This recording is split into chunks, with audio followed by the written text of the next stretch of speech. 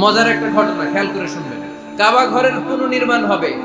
এখন কাবা ঘরের নির্মাণ শেষ, ওই হাজর আসাদ পাথর নিয়ে এটার কর্নারের মধ্যে সেট করা হবে। কিন্তু কে রাখবে? কারণ হাজরা আসওয়াদ তো যেন তেন পাথর নয়।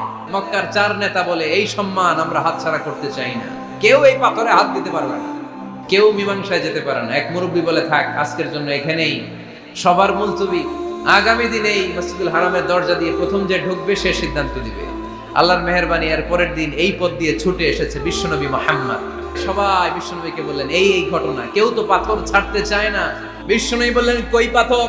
জান্নাতারে বললেন, ও জান্নাতা, কাপড়ের 4 কর্নারে তোমরা ধরো। বিশ্বনবী নিজ হাতে পাথরটা নিয়ে কাপড়ের মাঝখানে রেখে দিলেন। এবার বিশ্বনবী আগে আগে যায়, কাবার কাছে যে বিশ্বনবী আবার নিজ হাতে পাথরটা তুললেন, আবার নিজ হাতে কাবার ভেতরে রেখে দিলেন। পড়েন সুবহানাল্লাহ।